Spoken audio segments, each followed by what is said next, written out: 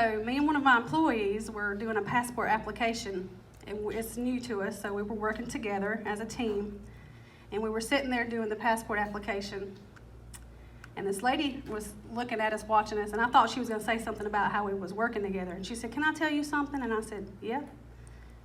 She said, "Oh, let me tell you a backstory first, because you're not going to get this. I have 2 kids. Both moved out when they turned old enough. I was a strict mom. They moved out. One moved right down the road, fortunately, but unfortunately, one moved far away. Well, at first he spoke to me and answered my text and my phone calls, but then all of a sudden he quit, and I hadn't spoke to him since Mother's Day. And I told my husband, I said, I'm worried about him. I'm going to call and get a welfare check done on him or something. He was like, "No, you ain't. He'll never speak to you again. Don't do that. That's silly." And I kept on saying, but if he don't answer my phone calls, and then he told his friend, he said, "She's serious. If Jesus himself don't come down and tell her not to do it, she'll probably do it." And then he's going to be mad at her. But anyway, this lady told me, she said, "Can I tell you something?" I said, "Yes."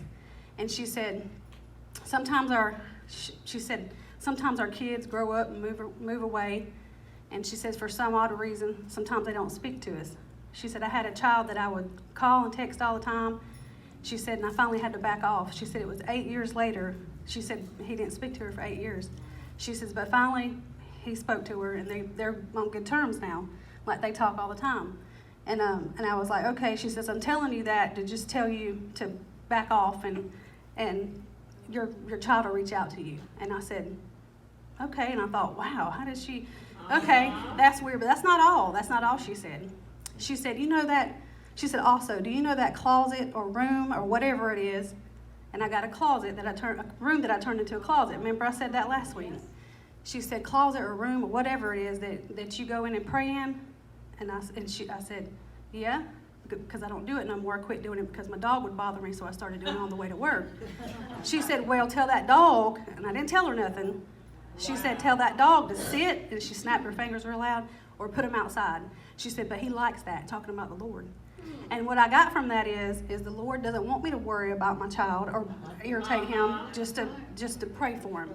So I thought, wow, that was great, But I had a scripture to share with you guys before tithes and offering about tithes, and I left my phone at home with my shoes. So, but it did say something like this. It said, "He who waters will also be watered." And it's Proverbs. And I thought to myself, that was God watering me. It was because I'm a faithful child of God. I'm faithful in many ways, but I'm also faithful in tithing.